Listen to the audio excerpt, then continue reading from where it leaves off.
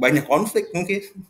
Kemudian gimana cara bisa persuade mereka dan lain-lain. Nah, sip. Tadi very interesting. Pertanyaan pertama kan tadi gimana cara melakukan assessment terhadap diri kalau misalnya kita perlu melakukan career switch ya. Nah, saya tanya pertanyaan dulu ke Bima nih.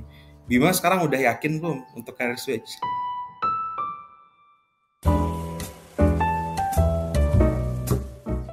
So far sebenarnya dengan ini ya, kenapa saya mempertimbangkan career switch itu kan karena melihat posisi pekerjaannya sekarang juga. Karena kalau misal dilihat tuh di industri manufaktur tuh ya mungkin kita untuk naik itu ya harus nunggu atasannya keluar atau enggak atasannya pensiun gitu kan. Jadi ya cukup memakan waktu lah. Sedangkan saya sendiri terbiasa untuk kalau bisa lebih cepat kenapa enggak sih kan gitu. I see. Dan juga yang kedua itu mempertimbangkan dengan peluang kemungkinan di masa depan itu kan, mungkin 5 tahun atau 10 tahun lagi kemungkinan industri yang bakal nongol lebih dari yang lain tuh ya industri itu. Teknologi ya. This is very nice. Your answer is very nice karena ada dua hal yang dijawab sama Bima. Pertama adalah internal things, yang kedua adalah external things. Tapi saya mau membahas yang internal things-nya dulu. Internally gitu kan, berarti secara internal reason gitu. Masalahnya itu apakah ada di posisi, ada di perusahaan, atau memang udah bosen, bukan udah bosen ya, udah nggak klik dengan pekerjaan yang sekarang gitu. Maksud nggak klik itu banyak ya, nggak klik itu bisa jadi karena kalau kerja tiap hari itu udah bosen rasanya, atau pay slipnya gitu kan, gajinya tuh gitu-gitu aja dan setinggi mau di upgrade setinggi mungkin pun, maksudnya karirnya pun melejit gitu ya di posisi ini atau di industri ini, itu tidak sesuai dengan your career plan. Nah, dari tiga itu, pertama dulu nih, apakah ada salah dengan posisinya atau ada salah dengan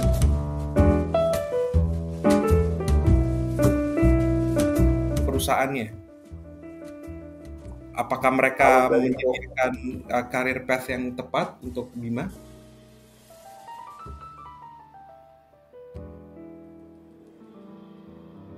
Perusahaan yang saat ini memang kurang terstruktur dengan jelas. Artinya kalau misal kita mau naik, misal dari posisi sebagai supervisor terus sebagai manajer, itu kriterianya apa sih? Saya pun nggak tahu gitu.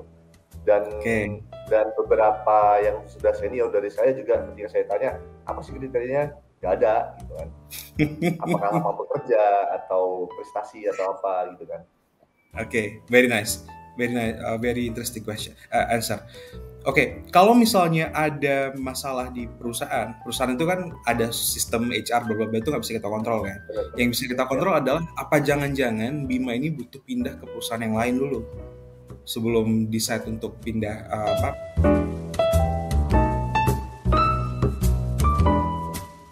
career switch. Tapi tahan dulu jawabannya, karena ini pertanyaan yang hanya bisa di answer sama Bima dan nggak mungkin juga di answer sekarang, nggak mesti juga di answer sekarang sih. Karena banyak orang yang saya kasih advice, career advice, setelah dipikir-pikir, ada sebagian dari mereka itu yang berpikir, gue mau kerja di perusahaan ini aja karena perusahaan ini udah terkenal bagus gitu kan. Nah, cuman masalahnya adalah mindsetnya kalau misalnya kita sebagai pekerja ya, sebagai profesional ya, yang mau stepping up karir kita nggak bisa terpaku hanya dalam satu perusahaan. Karena mindsetnya adalah kita seorang profesional yang menyediakan value, solving problem, value, dan itu bisa dipakai sama banyak perusahaan gitu. Nah, apa jangan-jangan masalahnya Bima ini adalah harus pindah ke perusahaan lain dulu? Karena perusahaan lain mungkin bisa jadi lebih bagus secara career path-nya, salary-nya dan lain-lain gitu. Itu menurut Bima gimana? Nah, itu juga hal yang lagi saya bimbangkan ke antara apakah saya tetap ada di bidang ini tapi pindah company, atau purely company pindah dan juga bidangnya juga pindah. Saya in case beberapa orang mungkin senior yang saya temui juga memiliki riwayat mereka dia sering berpindah company kan, dan dilihat juga dengan cara yang seperti itu mereka terlihat enjoy dan bisa leverage posisinya lebih cepat gitu, lebih cepat. Yes, benar-benar. Very nice. Karena apa yang mau kita tuju karir plannya ya sebagai profesional adalah sebenarnya bukan hanya sekedar untuk langsung stepping up into corporate leader juga sih. Tapi kalau misalnya kita udah berada dalam satu posisi, kemudian posisi itu kita udah bisa solve gitu kan, dan kita udah bosen ya di sana ya, dan banyak alasan lainnya, maka memang saatnya untuk pindah sih gitu. Maka opsi itu juga maksud saya juga dieksplor ya, jangan langsung dihilangkan tapi tetap dieksplor, which is tadi you said ada dua opsi ya, bakal berada di perusahaan lain atau ganti career switch. Karena kenapa saya tanya yang pertama ini, karena career switch itu very very risky gitu kan, dan kita harus tahu juga apakah gain-nya itu sesuai dengan resikonya. Nah, apakah kalau misalnya pertanyaan kedua saya, apakah kalau Bima bekerja di posisi sekarang, posisinya ya, pekerjaannya, apakah ada kayak rasa bosen gitu ngelakuin ini terus setiap hari, atau memang kalau misalnya kira-kira pindah ke perusahaan lain, challenge-nya juga gini-gini aja gitu, ada rasa kayak gitu nggak?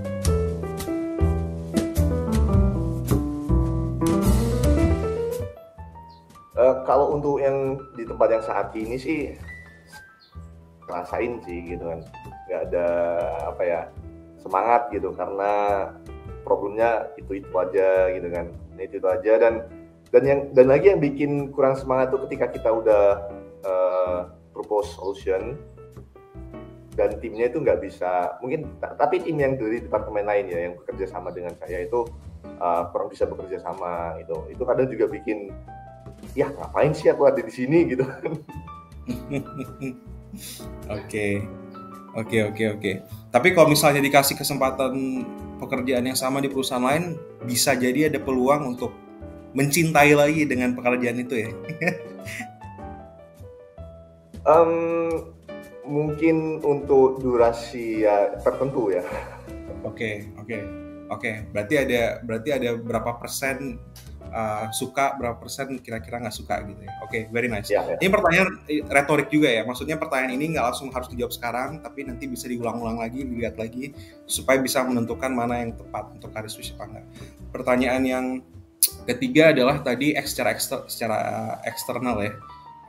Kalau misalnya apa tadi di product manager industri IT dan tech itu peluangnya bakal lebih besar ya. Tapi satu hal yang harus Bima research adalah kalau misalnya bisa step up ke posisi paling tinggi di industri sekarang dibandingkan step up posisi yang paling tinggi di industri yang mau dituju, in this case berarti product manager di industri IT dan tech, secara salary atau benefit ya, itu lebih besar yang mana? Yang kedua, secara problem ya, itu lebih signifikan yang mana? Problem yang kita solve lebih signifikan yang mana? Yang ketiga, secara apa ya? Secara, saya bilangnya itu secara bukan resiko, tapi setiap pekerjaan pasti ada hal yang kita benci kan, hal yang kita nggak suka lah. Secara hal yang kita nggak suka itu lebih banyak yang mana gitu? Dan bisa nggak kita cope with that nggak enak gitu problem itu.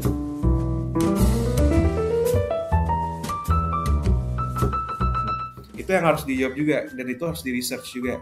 Kalau misalnya ternyata posisi yang IT dan tech ini di product manager itu tiga-tiganya atau mayoritas dari 3 kriteria tadi lebih besar dibandingkan yang sekarang, maka bisa jadi itu adalah worth the risk untuk pindah ke posisi yang baru gitu ya. Jadi pertama adalah apakah benefitnya kalau misalnya sampai posisi paling atas lebih besar.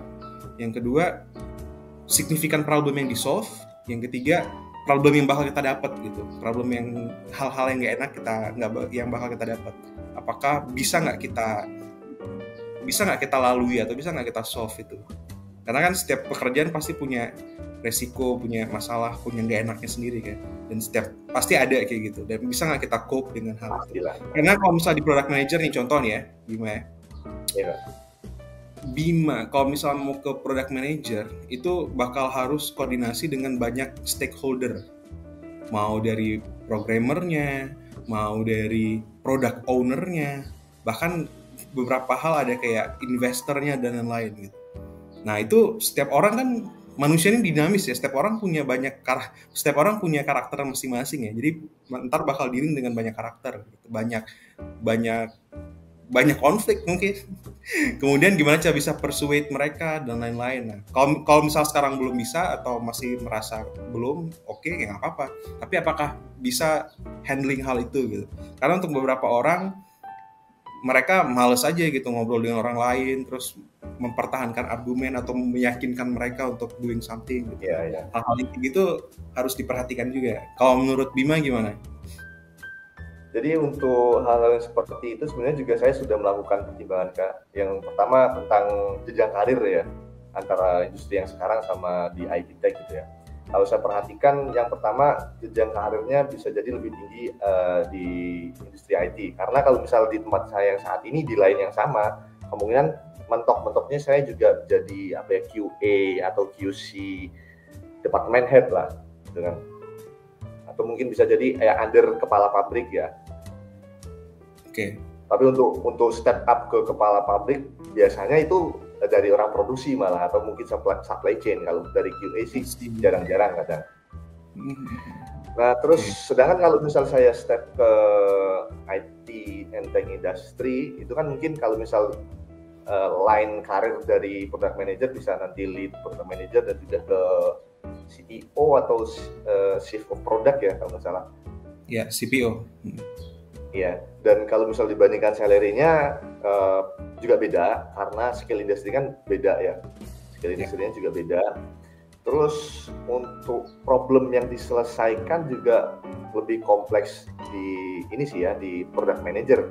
Karena product manager harus sebagai bridge antara beberapa bidang kan, dari engineer, dari tim bisnis dan juga investor atau mungkin pemiliknya, direktornya, direksinya gitu. Jadi kalau dari segi tantangan, kemungkinan product manager akan lebih kompleks dan juga lebih gak bikin bosen. Itu yang pertama poinnya. Terus yang ketiga tadi tentang apa ya Kak ya? Masalah yang bakal dihadapi gitu. Konflik, nyakitin orang lain, siap nggak dengan masalah itu?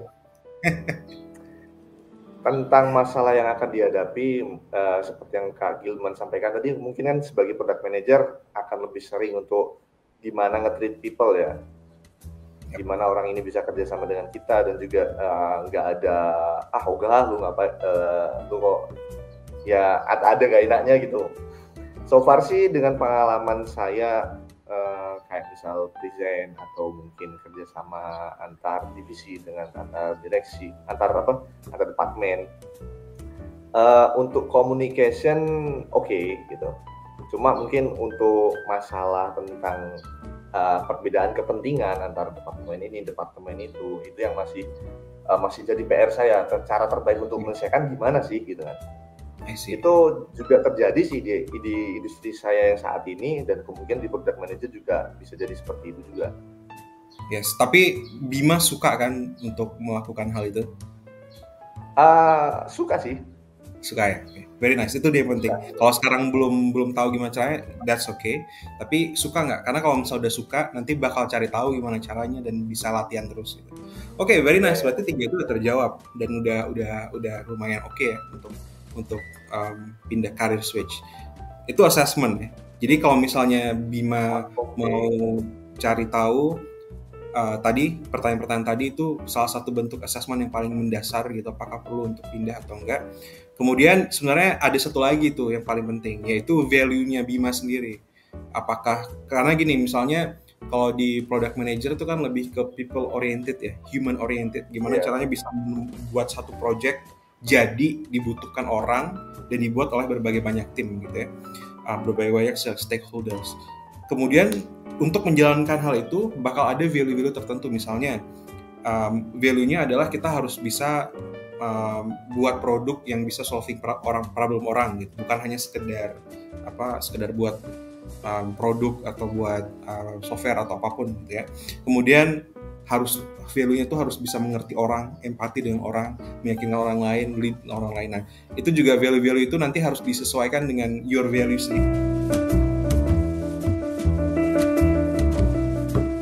diri sih, nilai-nilainya. Karena kan ada orang yang bekerja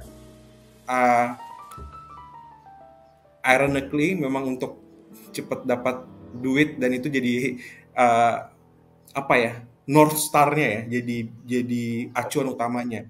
Tapi mereka tidak mempunyai value seperti mereka harus solving problem orang secara signifikan gitu kan. Semakin signifikan problem orang, semakin dia merasa fulfilled, semakin merasa satisfied gitu ya.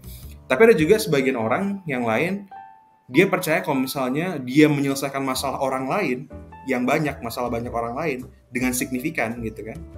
Nah, maka dia merasa fulfilled, dan dia juga tahu in parallel gitu ya, benefit yang dia dapat, gaji yang dia dapat juga bakal lebih besar gitu.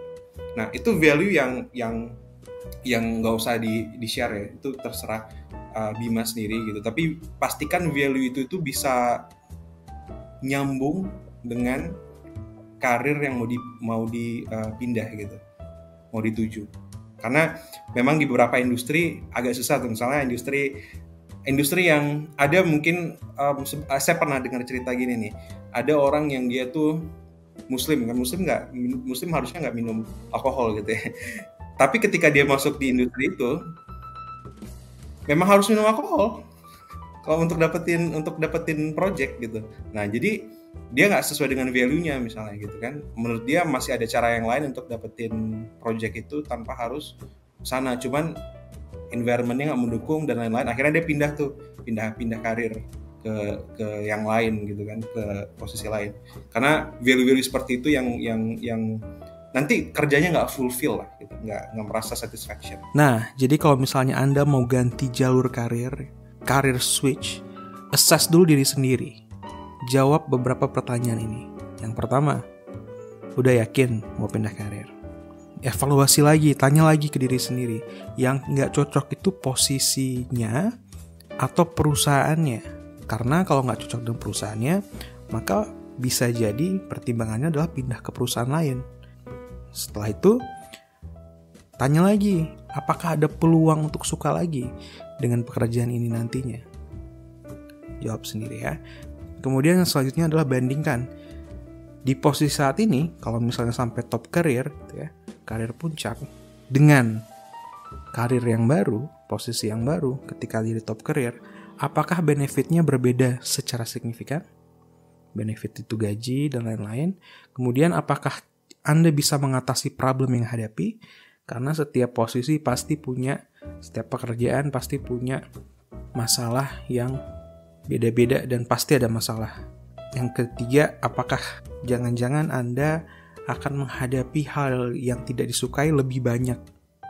Nah, yang terakhir adalah apakah value Anda sendiri, nilai-nilai yang Anda pegang sebagai profesional, sebagai human being, nyambung dengan karir baru yang Anda akan emban.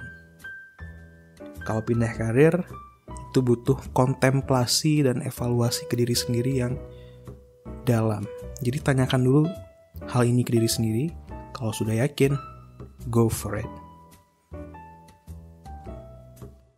Kalau Anda merasa terbantu dengan video ini, yuk kita like, comment, subscribe, and share agar YouTube bisa merekomendasikan video ini ke lebih banyak orang. Jadi, lebih banyak orang yang terbantu karena Anda. +1 kebaikan hari ini.